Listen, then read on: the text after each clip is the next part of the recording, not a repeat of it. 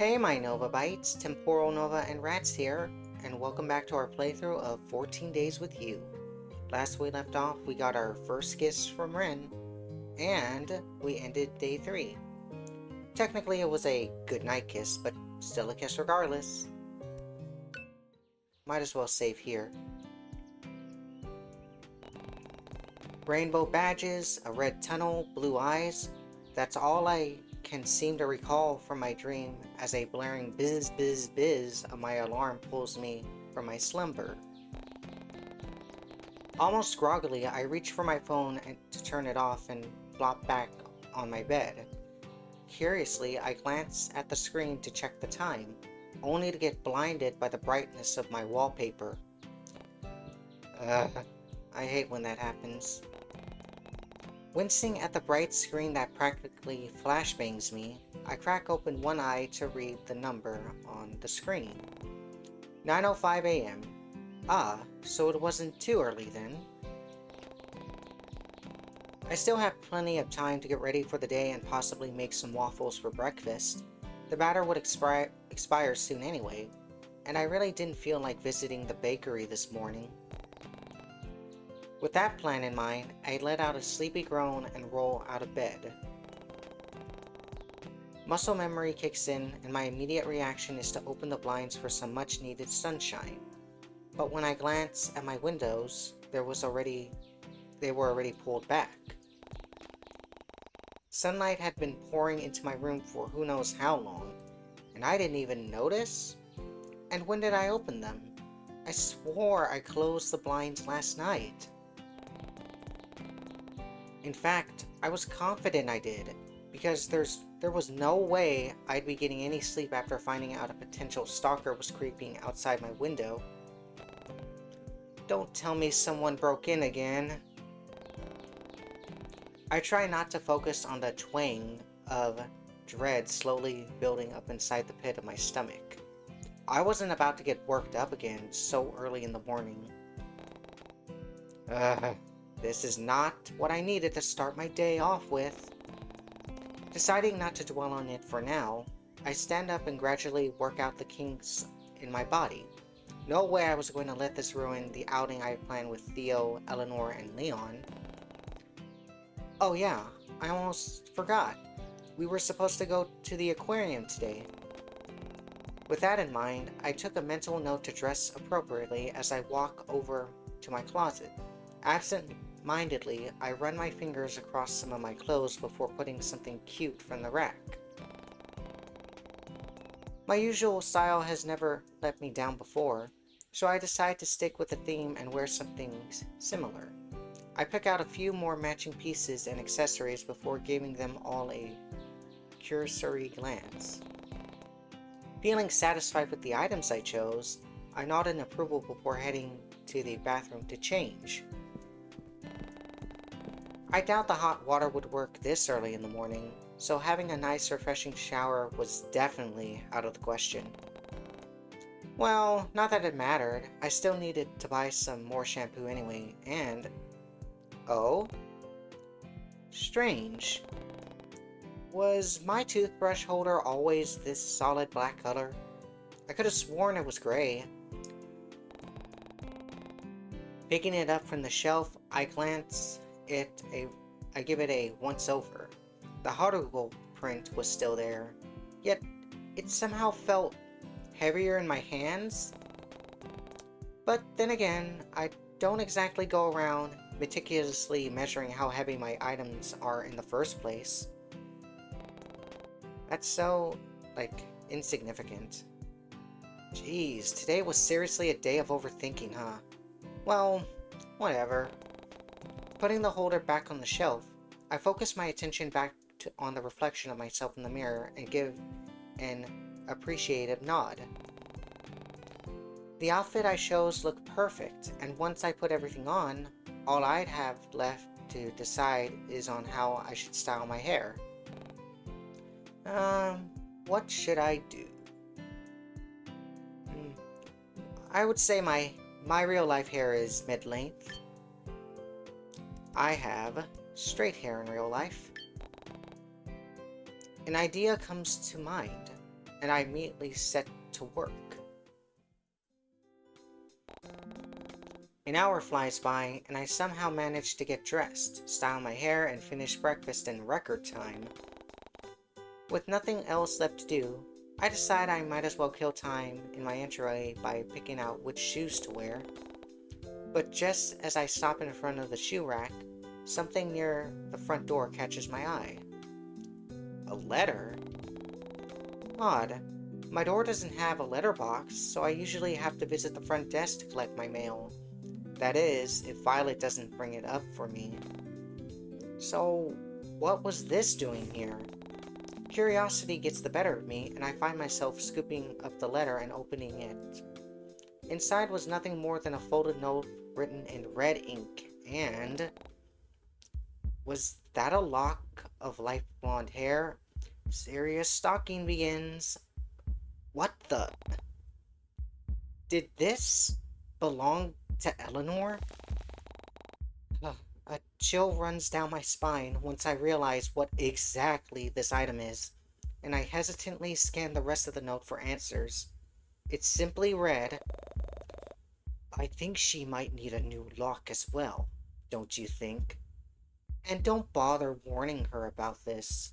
I'll know. Let's keep this between us, alright? It'll be our little secret." Well, shit. The stalker has officially striked. What the hell? Was this somehow tied to that loser who broke into my apartment a few days ago? Or was it someone else entirely? Though, admittedly, whoever this stalker was, they were honestly doing a pretty bad job at making their intentions clear. I mean, what exactly were they trying to accomplish by doing this? Did they want me to stay away from Eleanor as well? Just keep silent? What would they get out of me by blackmailing me like this? And why target Eleanor specifically? None of this made any sense. And now that I give it more thought, I still wasn't sure what they wanted from me either. Why go through all this trouble in the first place? It wasn't like I was doing anything wrong. Maybe moving back to the Bay wasn't a good idea after all. I mean, I left the hardships and turmoil of the city behind for a reason. I wanted fresh air, new faces, and a more easygoing lifestyle. Things I never get in the city. And now it seems like history is only repeating itself once more. I thought I could live a peaceful life here with my new job and friends. And now I've somehow found myself in more trouble than I ever could ask for. And what's worse is that after denying my own paranoia for so long, this was all it took to convince me that my potential intruder really was real after all. Crap, maybe Violet was right. I remember brushing off her concerns because the idea of a stalker seemed so far-fetched to me, especially given Cortland's Bay incestuous reputation. But now, ugh. Admittedly, a big part of me wanted to see if Violet was still home. But another part kept me rooted in place. Would it be safe? What if the intruder was still lurking outside? Ugh! Suddenly, my phone goes off and scares the living daylights out of me. So much so that I ended up dropping it on the hardwood floor and clamoring to pick it back up in a panic. Crap, crap, crap, crap! With shaking hands, I forego looking at any dents and cracks in the screen as I try to discern the reason for the noise instead. The letter T shows up where the caller ID should be, alongside a suggestive contact photo of someone's abs that I don't remember taking, which could only mean one thing: Theo was calling. It takes a few failed attempts, but I somehow manage to press the answer button and respond with a shaky tone. Hello? Oh dang, doll, you sound like you just woke up. Not planning on sleeping in, are you? What? No, Good, because I'm outside your apartment right now. Your neighborhood looks like crap, by the way. Smells like it too. Did you seriously call me just to make fun of where I live? I called you to hurry up, unless you want to walk to the aquarium. In fact, maybe I should just... Ah, dang it. Well. If it isn't Miss Press, but all by her lonesome. Whoops, she looks mad. Theo's voice practically oozes smudginess as he taunts whoever he's talking to, most likely Violet, before I hear him adjust the phone and continue speaking. Oi, dollface, hurry up, won't you? He hangs up before I can mutter out a response. But still, knowing that Theo was downstairs somehow gave me the confidence to leave the safety of my home. Though not before committing the state of my apartment to memory and triple-checking my lock. I have half a mind to quickly snap photos of everything to see if anything was touched in my absence, but I doubt I'd still have enough time. Still, if my stalker does decide to come back, I'd want to know. But now that I'm thinking about photos, this gives me the perfect opportunity to splurge on some security cameras. I've been needing them for quite some time now anyway. With all this talk of violent crime, dead bodies, and murders happening on the news lately, and now this intruder, I'd figured that it'd be better safe than sorry. So, deciding to let Theo suffer, even just a little bit, at the hands of Violet, I pull out my phone to scroll through some home security bundles on sale as I make my way toward the lobby. Get one-day delivery, that should help us. Theo ended up being uncharismatically quiet throughout the drive, and if I were being honest, I appreciate the silence. It was definitely odd not having our typical playful banner, but it also wasn't something I needed first thing in the morning. He also didn't seem to be in the mood to be disturbed, given how he clenches the wheel with one hand while the other supports his head against the window ledge like some angsty teen. So I try to settle further into the admittedly comfy seat of his luxury car and focus my attention on the scenery as it passes by. It isn't long before the aquarium comes into view as Theo looks around for a decent place to park. We must have picked a busy day to visit, considering the amount of cars parked both outside and in the reserved parking areas, though Theo seemed to have somewhere in mind.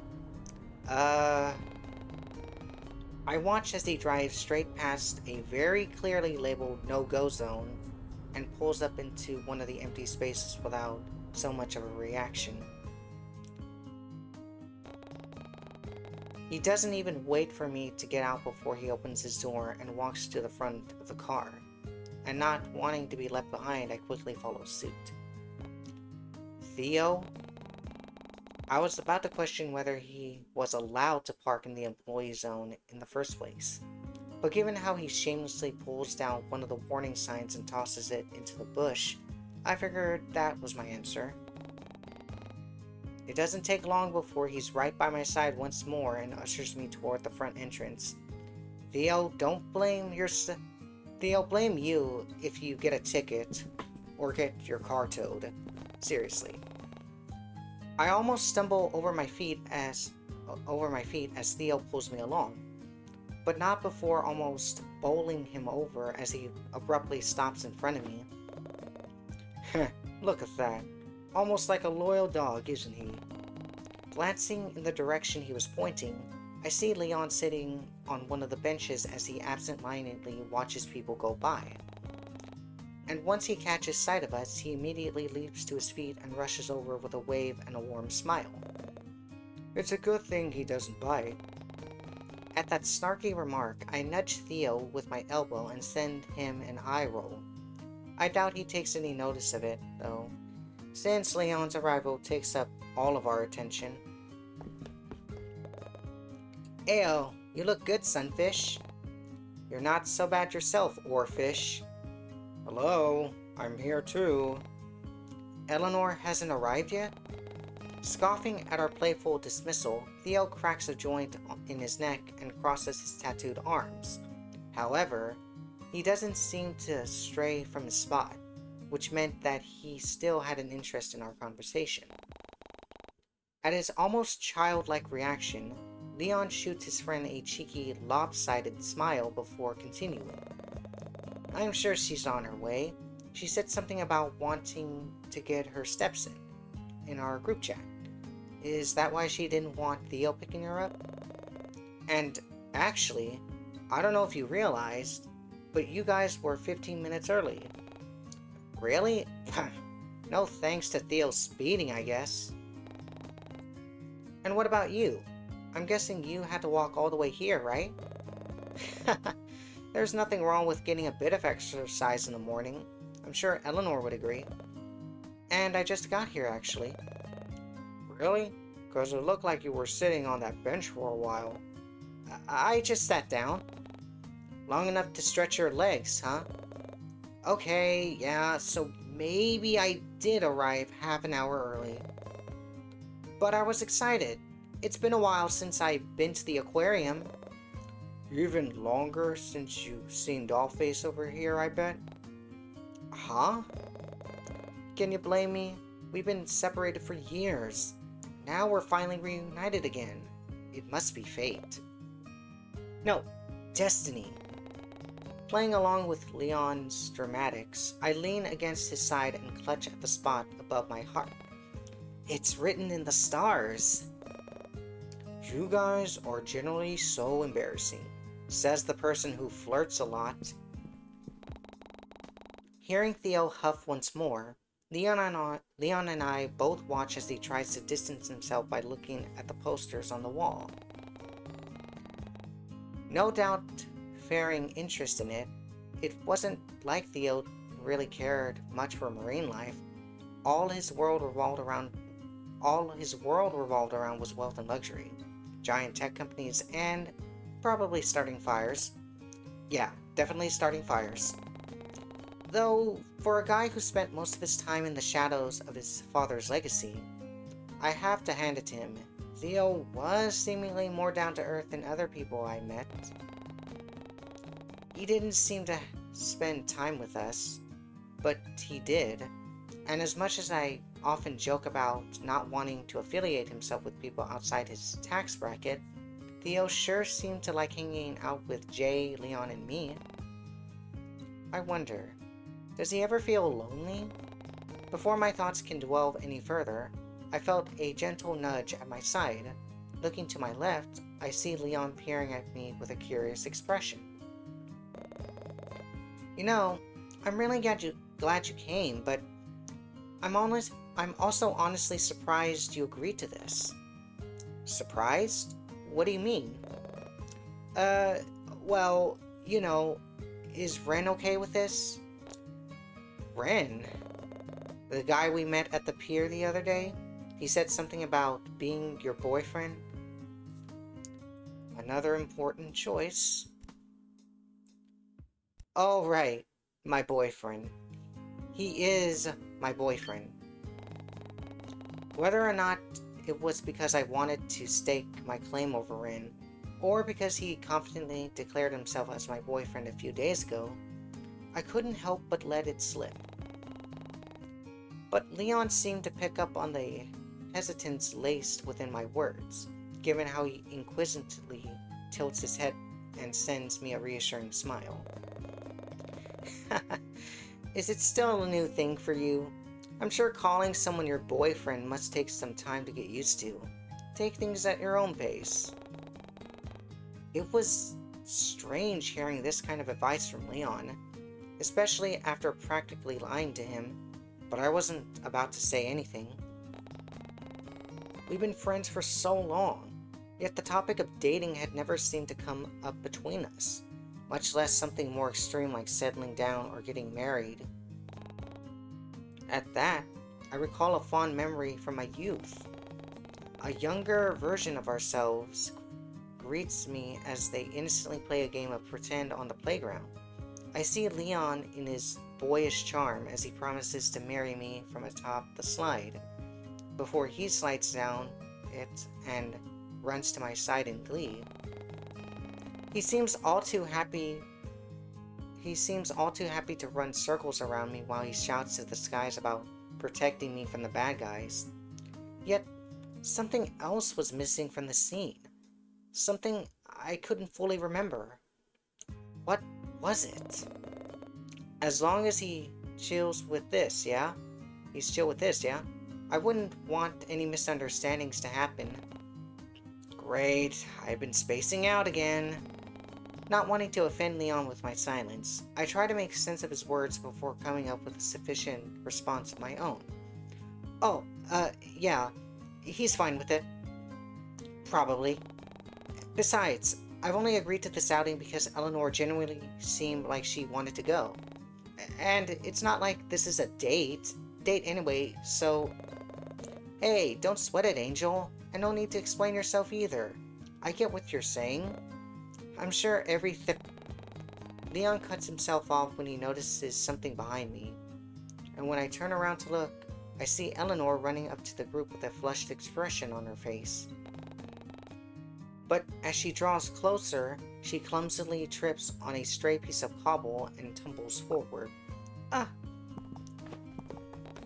Without thinking, I lurch forward to close the gap between us, but Theo's muscular arms beat me to it. Almost effortlessly, he reaches out to catch her, almost like those cliché romance movies, except not at all, because Theo was allergic to anything romantic. A fact that's emphasized by the look of pure disdain on his face as he pulls my coworker to her feet. Eleanor seems to be blissfully enjoying every moment of it, though, seeing as she practically clutches onto his bicep while looking up with wide sparkling eyes. In fact, I doubt she was even aware of our presence with how she stays rooted in Theo's awkward embrace. Looks like she really fell for him, huh?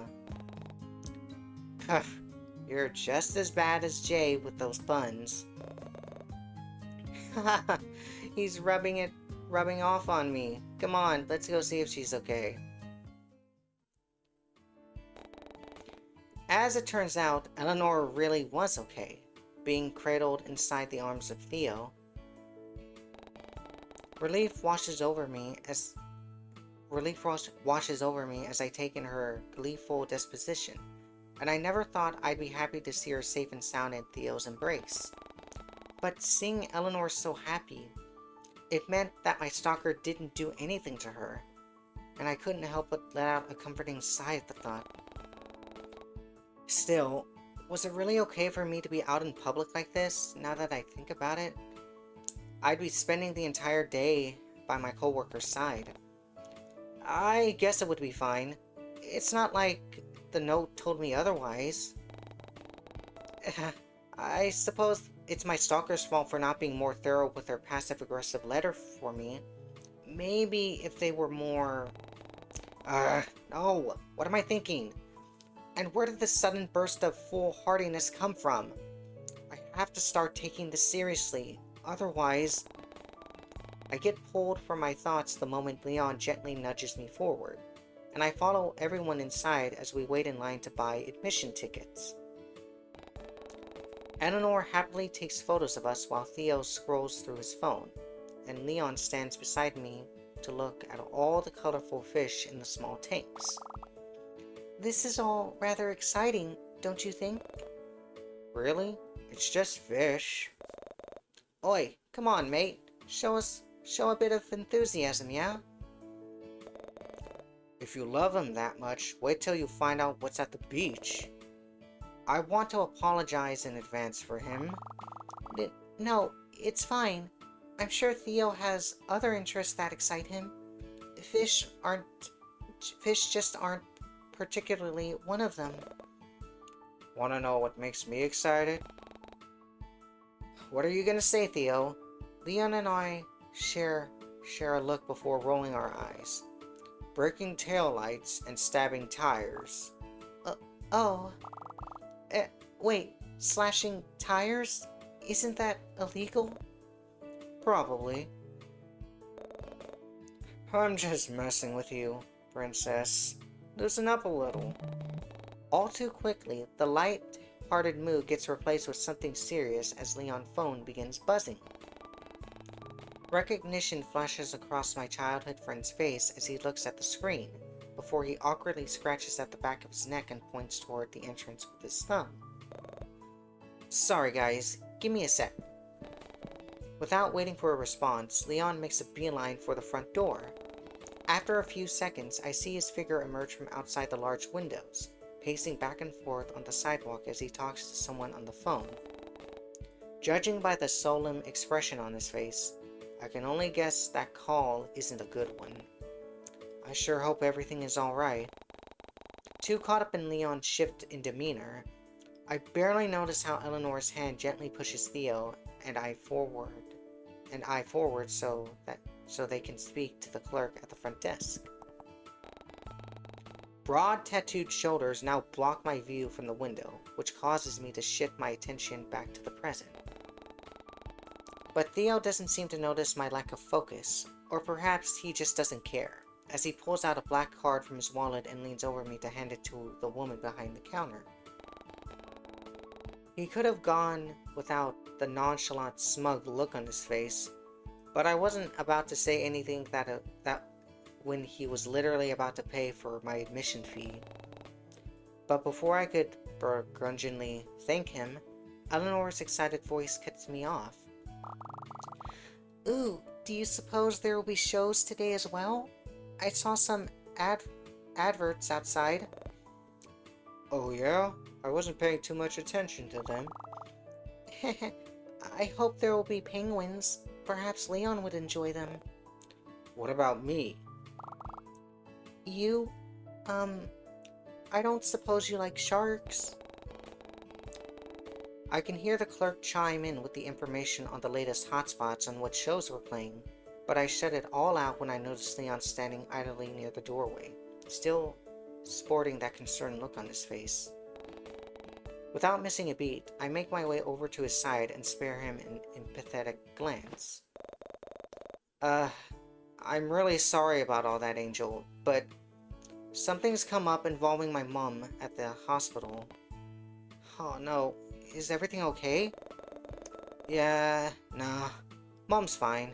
It's just some important paperwork I need to fill out for her behalf, you know, since Dad is still working abroad and all that. I'm so sorry, but I really gotta go. I'll try to come back as soon as I'm... Hey, don't sweat it, Leon. Focus on your mother first. I don't miss the way his entire demeanor softens at my concern. Leon looks as though he wants to say something serious, but holds himself back at the very last second. As if to compensate, I end up filling the silence instead. I'm sure I can survive third-wheeling Theo and Eleanor's date alone. Jeez, I really owe you one. Actually, you know what? Here.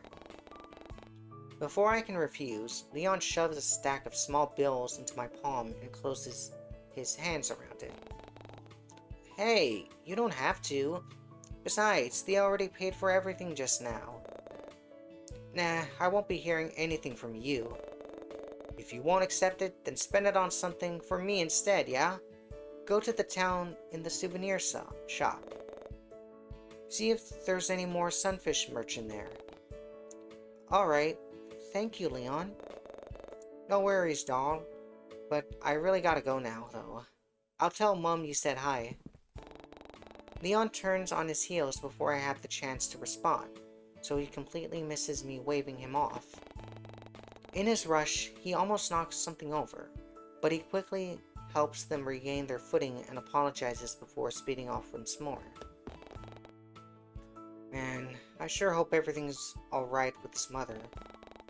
But before I can dwell on it any longer, the sweet melody of Eleanor's laughter pulls me from my thoughts as I turn back towards the group. I notice Theo and Eleanor are now standing by the entrance, which also happened to double as a massive underwater tunnel, all while pointing to the school of fish swimming over their heads.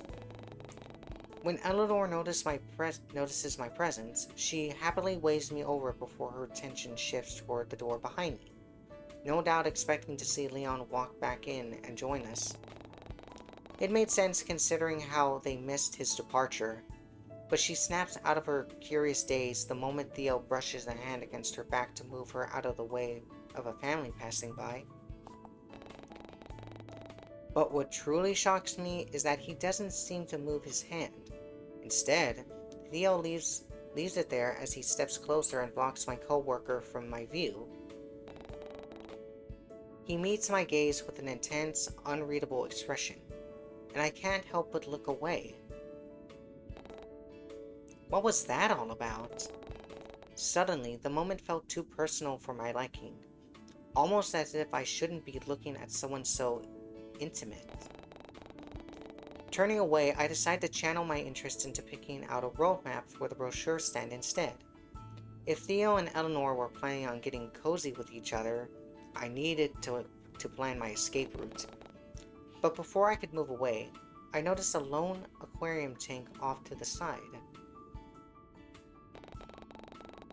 It was far enough from the eyes of the people still waiting in the queue, but still close enough to the entrance to entice any passersby to come in and take a look. Inside were countless amounts of colored fish, coral, and other sea crustaceans, and I couldn't help but look in awe at some of the bright marine life as they float around in the water. If only Leon could join us, I could almost hear his laughter at some of the sunfish-like creatures that swim by. Keeping the rest of the group in sight, I stray slightly to the right for a better vantage point. A group of neon tetra fish zip past, and my eyes follow them as they swim around. They easily stand out against the bright orange and green corals, and especially the pink and blue. Wait, pink and blue? Ren?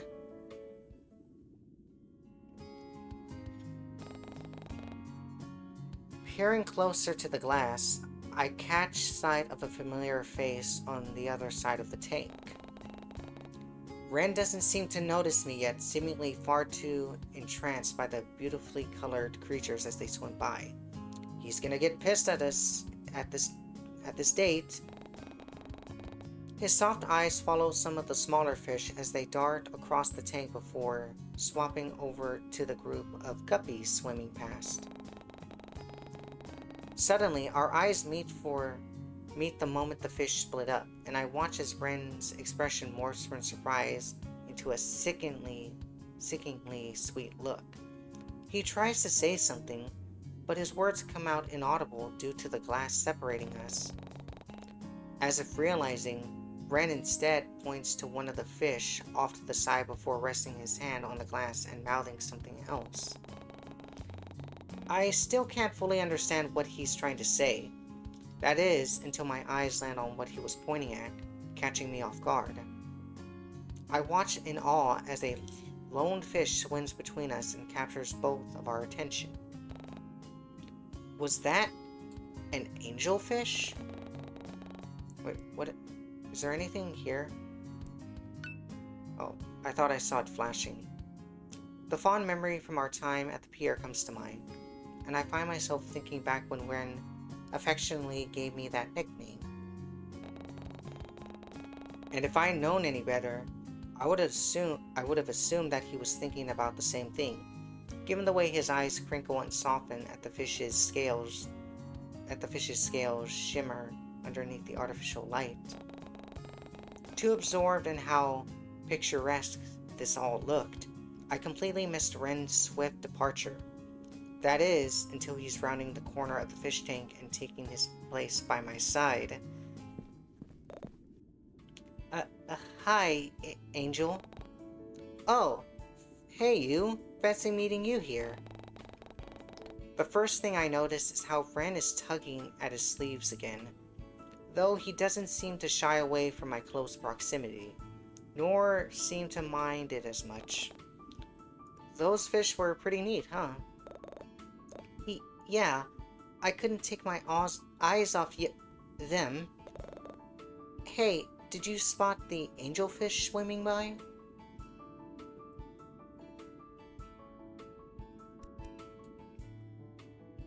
What, clown? I was staring at the clownfish. Heh, clownfish? Wait, isn't there a popular movie about one? Uh, what's the name of it? Minding Nino? Blinding Screamo? Are you talking about Finding Emo? Man, I haven't seen that movie in ages. Yeah, me too. We could we could watch it together sometime. Uh, Only if you want to, of course. Oh, I'd be down for that. I'm pretty sure I'd forgotten the entire plot of the movie anyway. Huh, probably something about finding emos. Yeah, well, if you find one, let me know. Is that your type? Emos? Uh-huh. Sorry, what was that? Nothing. Ren immediately whips his head around and almost smacks it into the glass in the process, as he as he finds interest in the fish once more. Though I can tell he was generally feeling embarrassed with how bright his cheeks are. It was honestly cute. Still, now that Ren was right in front of me, I couldn't help but wonder why he was here in the first place. You know, I wasn't expecting to run into you here. Uh, oh, really? Yeah, no offense, but you don't really seem like an aquarium guy. Is that so? I didn't have any plans for today, so I figured I'd do a bit of under-the-sea sightseeing to pass the time. But plus, I finished the book you recommended the other week, the one about the underwater city. I guess it inspired me to come here. Really? Did you like it? What'd you think about it? I enjoyed it, especially the part where... Oh, say, look at that. Ren isn't shy about how he leans over my shoulder to point out something outside my peripheral vision.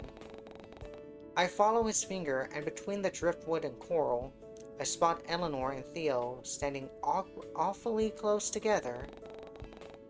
I don't miss the way Theo sizes up Ren, even from a distance, before he tears his gaze away from us with an inaudible scoff. A surprised sound escapes the back of my throat as I watch Theo unabashedly run a hand down my coworker's side.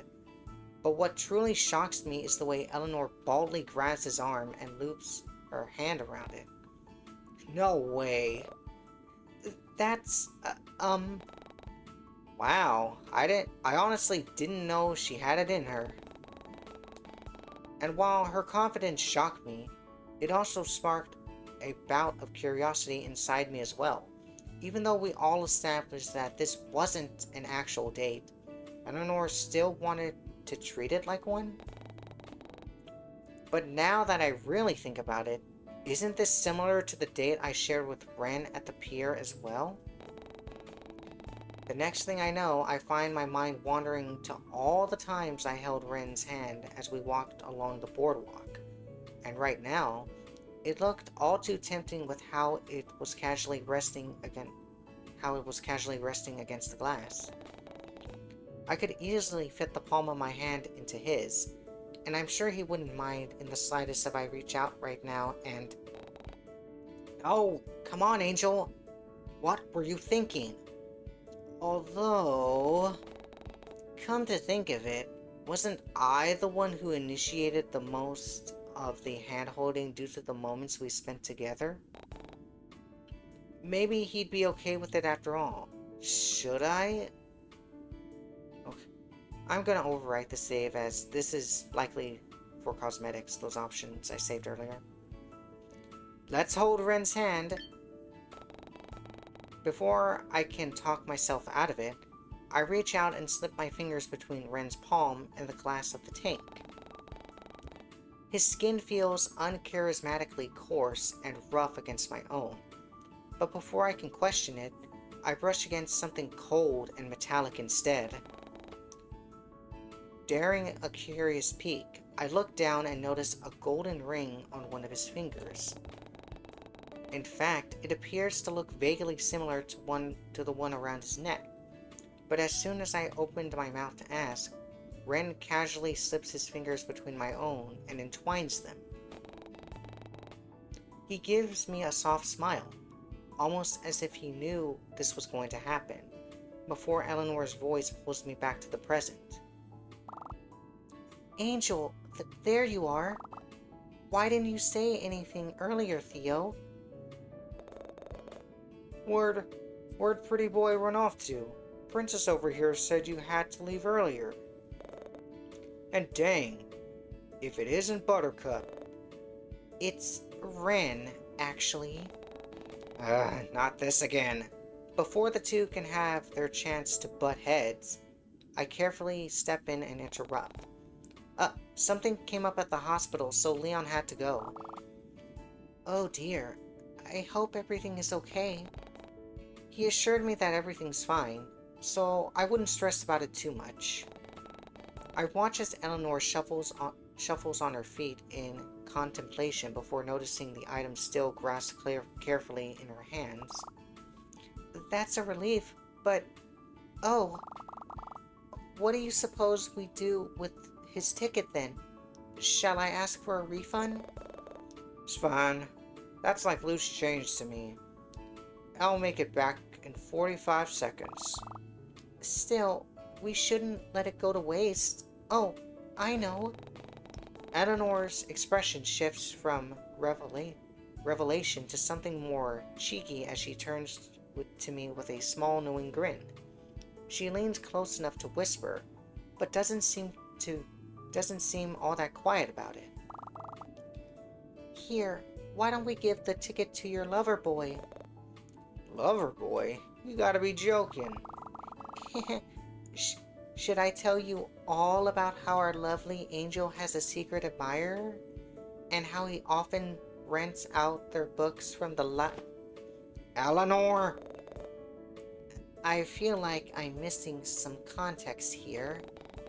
Almost hastily, I snatch the ticket from Eleanor's hands and usher Ren inside the tunnel, away from my gossipy coworker and Theo's smug grin. I hardly notice the time passing with all the fun I'm having, and before I know it, almost 2 hours have gone by in a blur. I'd initially been so fixated on being a third wheel that I completely forgot about the exciting things people do at the aquarium. Eleanor seemed all too happy to snap pictures of everything, ranging from Ren and I petting some stingrays, Theo getting splashed by a seal, and all the giant sea creatures that swam around in the overhead tanks. By the time I noticed my feet starting to hurt, we have all made it to the small food court conveniently placed at the end of the main attractions. Eleanor used this as an opportunity to use the restroom while Theo wandered off to who knows where, so Ren and I were left to look for a place for us to all sit down and rest. But we didn't get that far before the light sounds of footsteps drew closer once more. Angel, Ren, there you are. Sorry for the wait. I ran into Theo earlier while he was taking one of the tour guides. He's a friend, and I wanted to talk to him. You didn't need to wait for me. Oh, but you said you were lost and needed help with something urgent. Oh, come on, princess. No need to act coy. Surely people say the same thing to you at the library, right? Well, yes, I suppose they do, but I don't see what that has to do with me waiting for you. Or acting coy, for that matter. You're adorable when you're clueless. Anyway, are either of you hungry yet? It's past noon, and I'm worried Theo won't put his pride aside and admit that he's hungry. Excuse me? Oh, am I wrong? I could have sworn I heard your stomach growling earlier. Tch. Now who's acting coy? First of all, when did they reunite without me noticing? And secondly, was Theo embarrassed? There was no way I was gonna let this opportunity pass. Aw, is the big baby hungry? Didn't eat breakfast this morning, did you? I did. Unlike you, I can afford to eat whenever I want. Though it came out blunt and harsh, I knew Theo was only joking.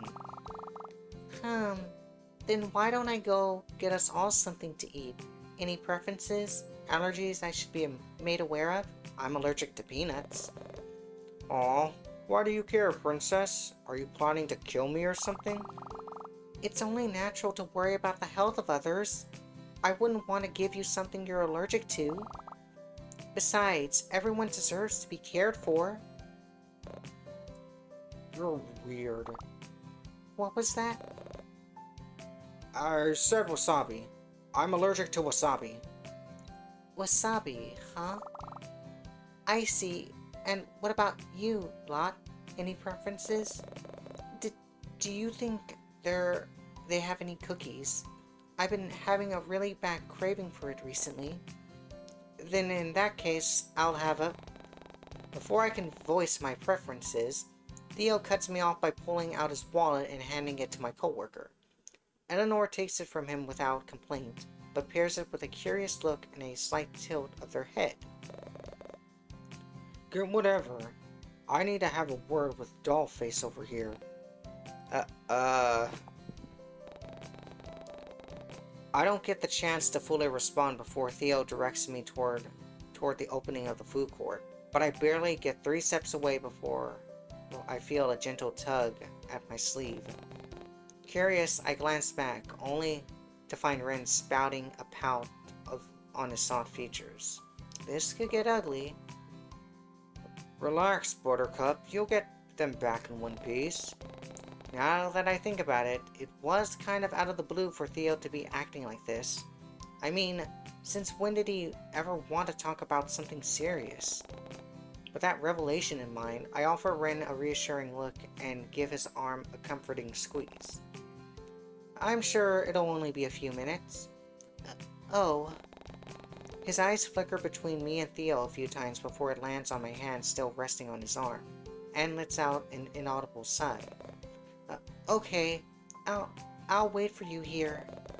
No, stay where Princess can see you, unless you want her to freak out and think we ditched.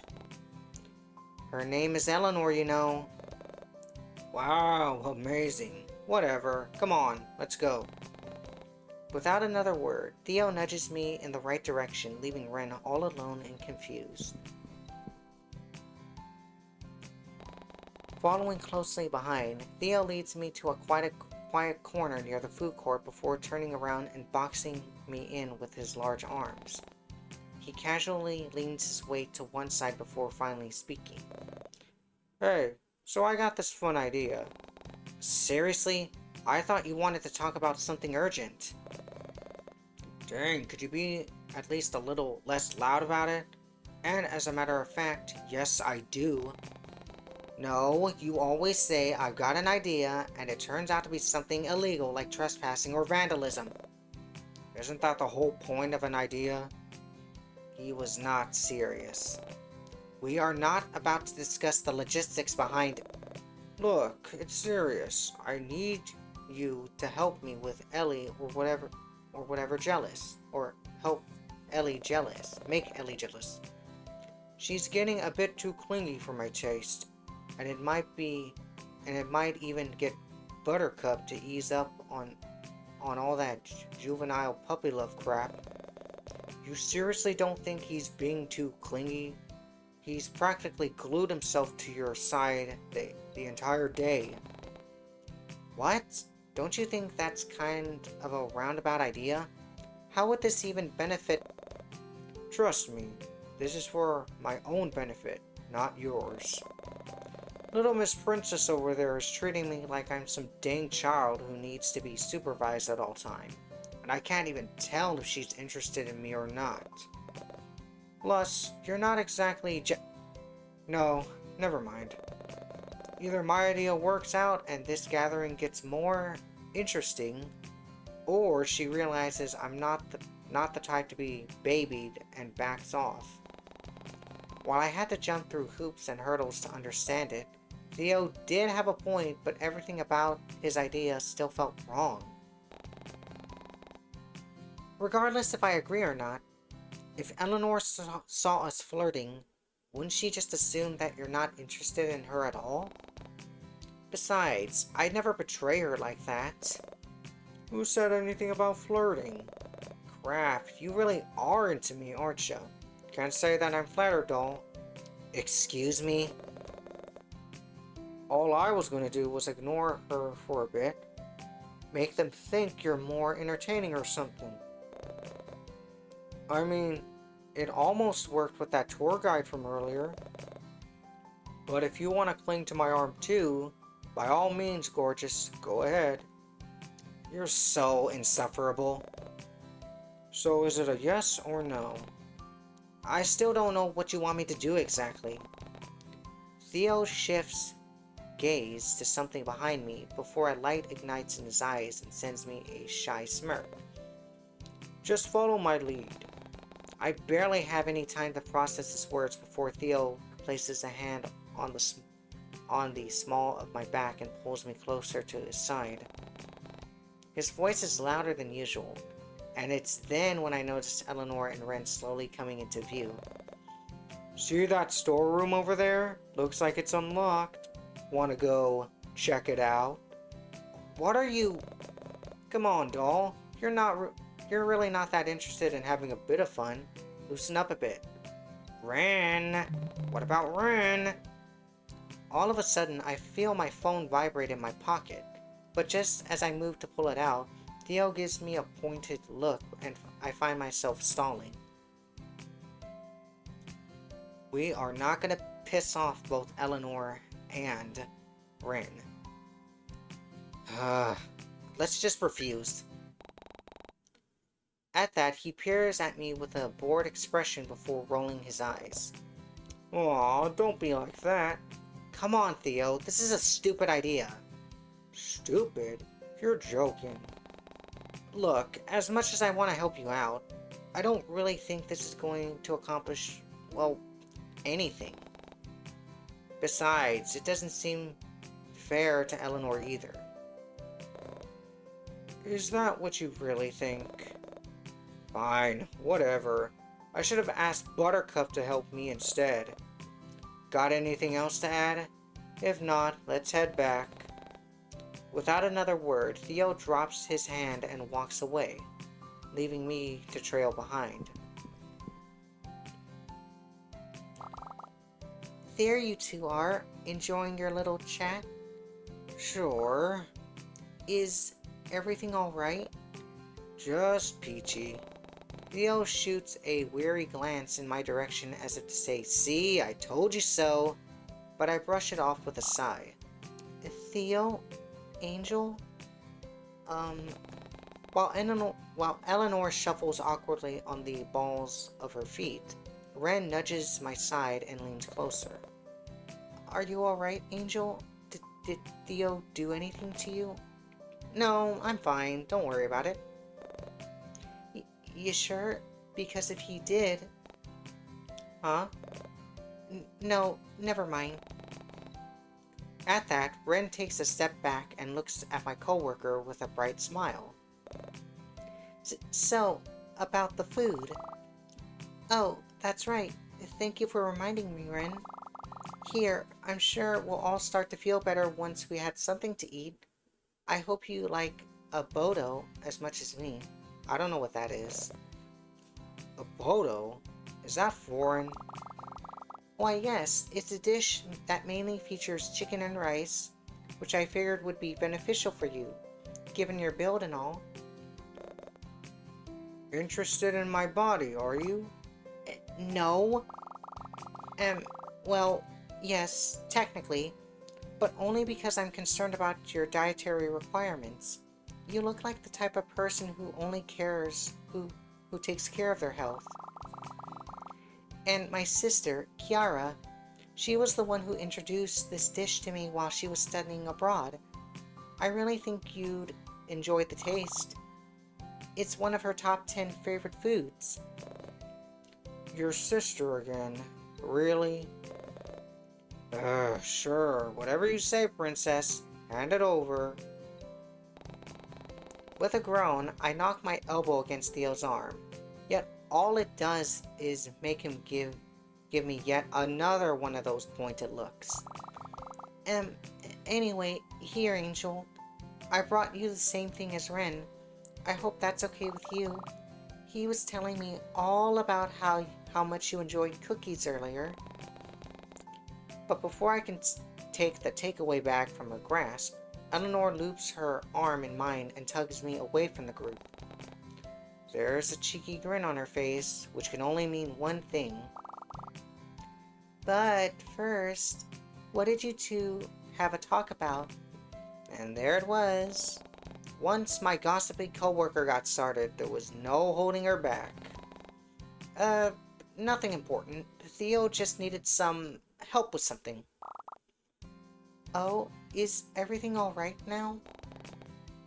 I watch as Eleanor peers over my shoulder to look at Theo, who was still within earshot. Crap. Does he still need help? I can go find another staff member if you... Forget it. This is starting to get really annoying now. Oh. Theo. Move. Theo doesn't wait for a response as he shoulders past Ren and makes his way toward one of the exits. Did I say something wrong? No, Nori. Perhaps I should go and apologize. No, you didn't do anything wrong. Here, I'll go talk to him. You stay here with Ren. Wait. You don't have to, Angel. Before I can follow after Theo, I feel someone tug at the sleeve of my jacket. Ren? You don't have to go after Theo. Just leave him. Maybe you're right. But I know Theo better than anyone else here. And I know he's only gonna sulk and be in pain about it for the next few days. It's probably best if I do something about it now. Otherwise, we'll just suffer for it later. You guys really don't want to see a mopey Theo. Here, I'll come with you then.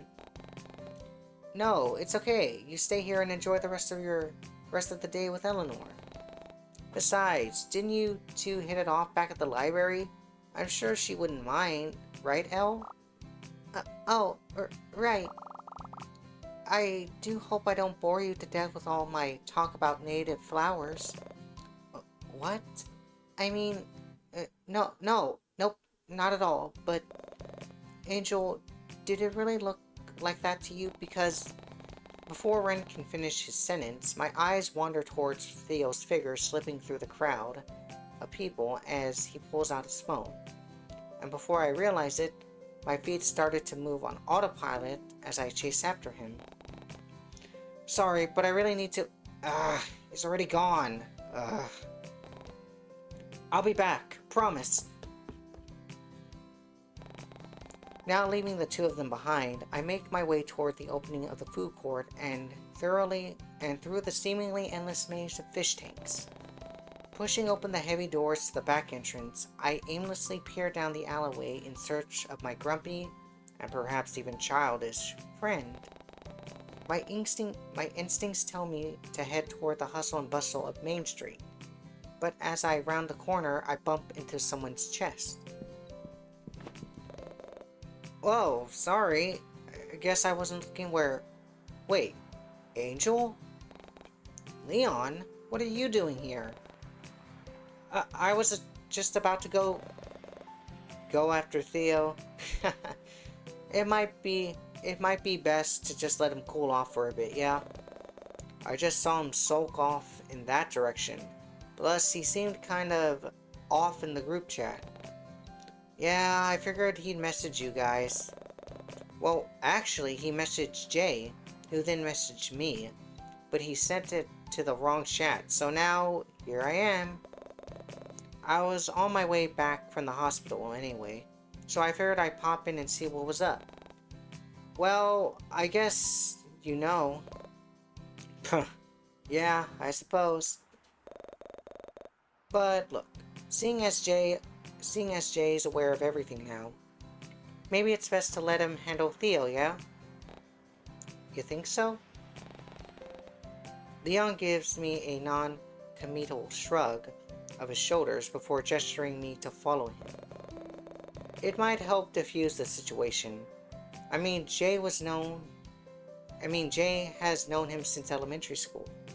If he's able to put up with Theo for that long, then I'm sure he'll be better help than us. Excuse me.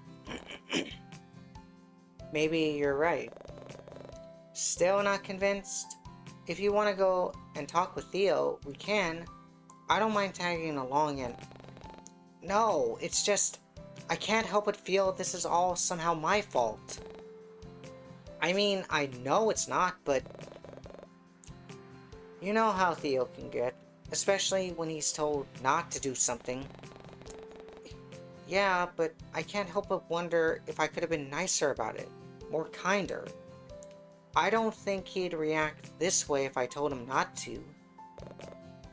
Nah, I think this is what Theo needs. He doesn't show it, but he's always been coddled by everyone, even his parents. And all those people he hangs out with in the city, I can almost see where he gets his mindset from.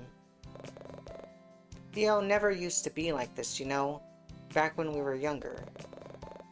But I guess this happens when you've been denied genuine attention for most of your life. He doesn't know how to handle someone telling him no whenever he does something crazy. But it's not entirely his fault. Aside from his questionable friends, Theo also grew up with distant parents. Whenever he wanted affection from them, he often had to do something rash just to get their attention. But it never lasted long. They just throw money in his direction and eventually ignore him again. It's pretty sad, honestly. I think all he wants is for someone to actually acknowledge him for who he is, not how he acts. I'm sure you noticed it, right? Everyone wants him for his money, looks, and popularity. I doubt he's got any real friends, you know, aside from us. Oh, and Jay, of course. Outside of our friend group, I doubt Theo surrounds himself with genuine good-hearted people. I bet his mates from the city don't even have his best interests at heart. But, mushy rant aside, I'm glad you were able to be his voice of reason. After everything he's been through, he needs someone like you. Someone who will help him stop doing things he'll regret later, and to keep him in line whenever he says something insensitive. A true friend. Wow.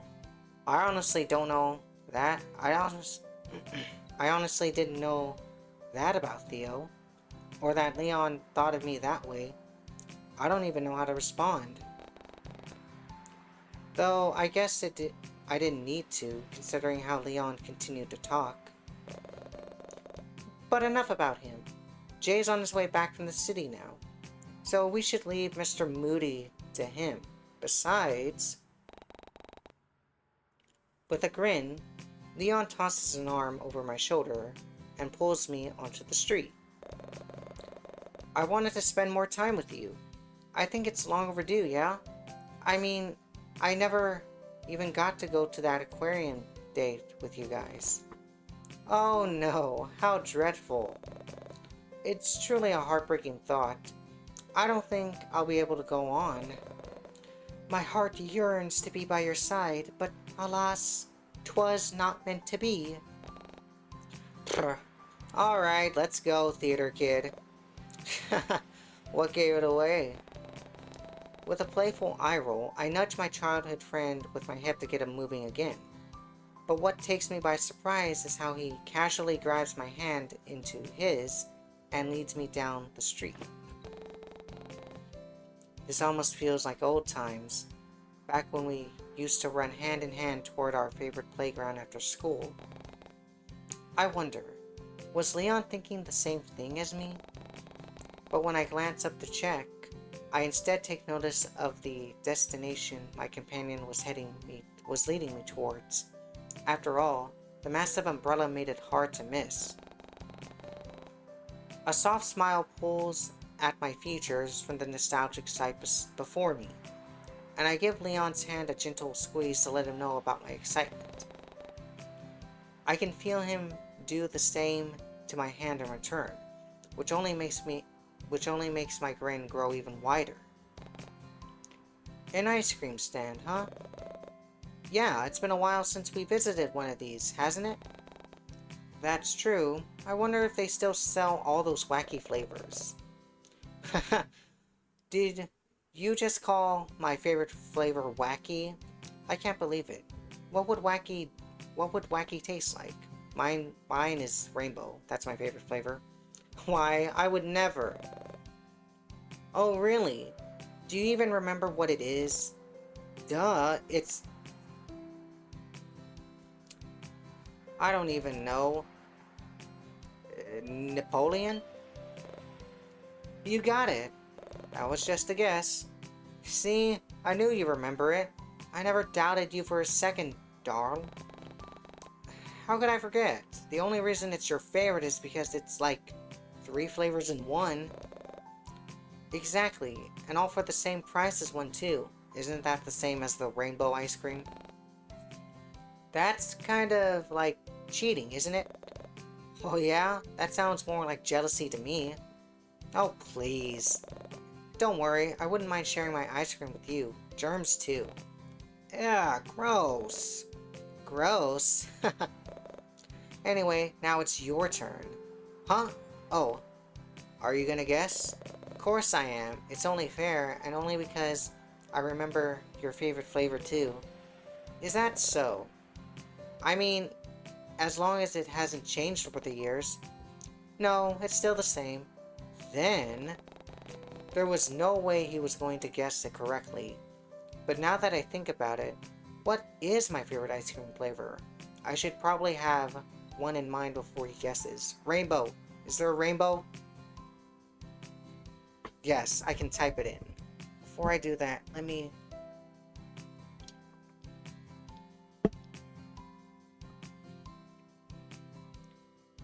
What about Rainbow Blast? Can I type that in? Yes, I can. But just as I think of my answer, Leon speaks into existence with a knowing, toothy grin. The ringing of his laughter drowns out the ending of his response, but I heard him clear as day. How did you... Sunfish, I think it's time I told you. I'm a mind reader. Whoa, what number am I thinking of right now? 60... 4.6? It was 7, actually. What? That's a very specific number. Yeah, well, that's how much we owe this fine gentleman. With a smile, he gestures toward the person who served us the ice cream. Not wanting to make the people in line wait any longer, I fish out the loose change Leon gave me earlier and pay for our desserts. Seemingly satisfied, we make our way down the footpath to find somewhere to sit and eat.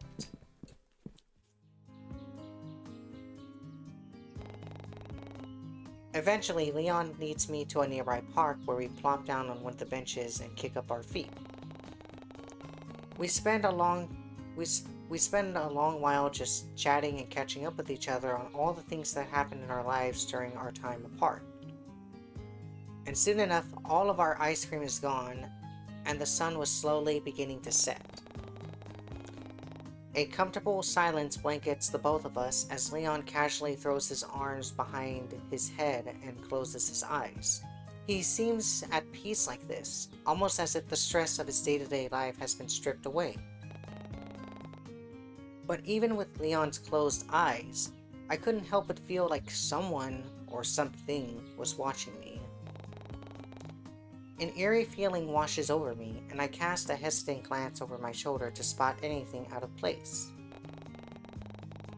Nothing but the gentle rustle of foliage in the wind greets me, and yet I still couldn't shake the feeling that someone was hiding in one of the bushes.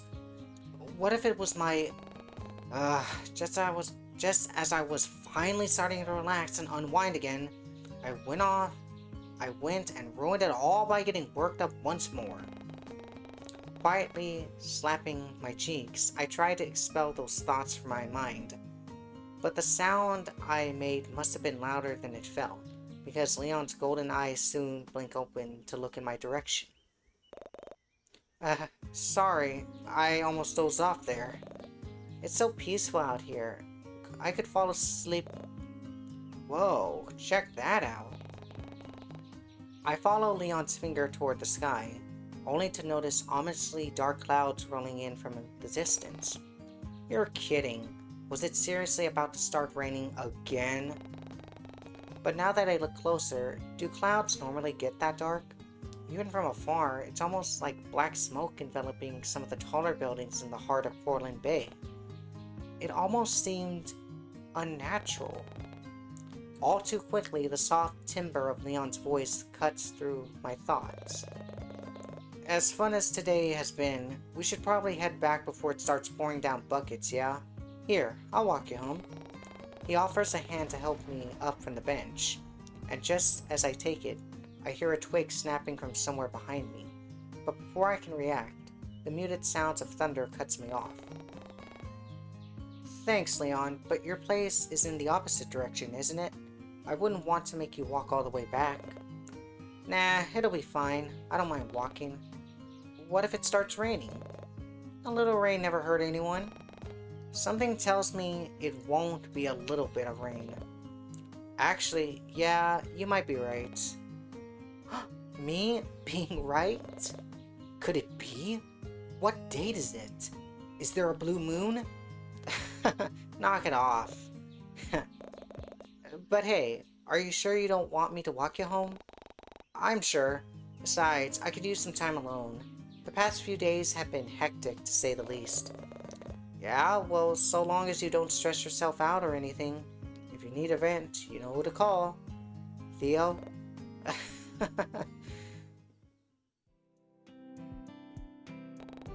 Despite saying that I'd be perfectly fine walking home on my own, Leon ended up accompanying me to the entrance of my apartment complex before finally parting ways. It was nice being able to catch up with him like this, and I generally found myself wondering what we could do again in the future. But as I make my way toward my door, my eyes wander toward the small box sitting atop my doormat. What the? Panic flashes through me at the thought of another gift from my supposed stalker. But I remembered the purchase I made this morning. That must be my security cameras. See, one-day delivery is useful. Deftly picking it up, I put it under my arm as I fish out my keys in one of my pockets. But as I do so, I barely make out the sound of something behind me. Muffled footsteps echo from somewhere down the stairwell, indicating that someone was there, and that they were getting close. The thought alone sends a surge of panic through my body as I tense up. Was that? I desperately try to ignore the sudden dread of anxiety building up as my hand fumbles to unlock the door. Just a few more twists and clicks of my key before... Angel, I'm glad I saw... Ren? Jeez, you almost gave me a heart attack. Huh? Sorry. It's fine. What are you doing here? Stealing my nerves up, I try to calm down my rapid heartbeat to meet Ren's gaze. There's a flicker of worry in his eyes, but it all fades away the moment he takes a step closer toward me. I suppose you're missing something, are you? Huh? I try to recount all the things I've been carrying around today, but when nothing of note comes to mind, Ren shoots me a bright smile and pulls something from behind his back. It was... Oh, my phone! And our food from earlier? I figured that if you didn't have dinner yet, I also added something extra in there as well. As if realizing how suspicious his words sounded, Ren's cheeks immediately flush a deep red as he backtracks and stutters out a response.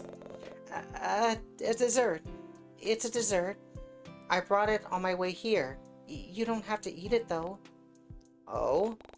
Peering into the bag still being held tightly in Ren's grasp, I noticed the food. An adorable angelfish plushie and... Was that a small cup of Rainbow Blast ice cream sitting on the top? Hell yeah, thanks, Ren! Before I can snoop any further, his soft voice interrupts my train of thought. Actually, your coworker seemed real worried about you. She wanted to be the one to drop these off, but something came up. As for your phone, you left it near the storage closet. Here. Oh. As if noticing my current predicament, Ren looks at my occupied arms before giving me another soft smile. It'd be nice to have more hands sometimes, huh? Need some help? It's fine. I think I got it. Just as I think my door is unlocked, I somehow lose my grip around the parcel in my hands. But luckily, Ren catches it just in time before handing it and everything else back to me. Say, that sure is heavy, huh? With how obvious Ren's gaze was, I could tell that he wanted to ask what was inside it. Surely there wouldn't be anything wrong with telling him. Oh, I brought it. Oh, wait, sorry. Oh, I brought a security system this morning, but because of how shady this neighborhood is, I figured that it'd be a good idea to be safe than sorry. That creep didn't come back, did they? Without thinking, I dropped my keys and slapped a hand over Ren's mouth before cautiously looking over my shoulder. What was I doing? I was getting worked up and acting paranoid again. With an embarrassed look, I turned back to apologize to Ren, only to find his cheeks a deep red and a hand wrapped around my wrist. When did he... Quickly withdrawing my hand, I squeak out an apology before picking up my keys and turning back to my door. I still didn't want to get Ren involved with my problems, but honestly, I didn't want to risk being alone tonight either. Too lost in my own world, I barely noticed Ren coming closer, nor his hand covering my keys to steady my fidgeting. Do you want some help? He must have seen the look of confusion on my face since he continues talking. Setting up your cameras, I mean. Self-taught programmer, remember? I'm sure I can figure it all out. Plus, it'll save you time from calling someone to install them. You are a programmer, not a security analyst, Ren. He did have a point, and I honestly feel safer if I wasn't alone tonight. Still, I'd be spending too much time with Ren lately, and I didn't want him to get fed up with me and my presence. Would it be a good idea? We are still going to side with Ren. You can stay another night, Ren. Maybe it was a good idea after all. Oh, would you mind? I probably look pathetic with how I barely make any eye contact, instead choosing to stare at my door rather than Ren.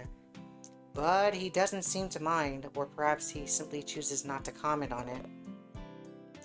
I'd be happy, Angel. With a smile, I opened the door and let Ren inside.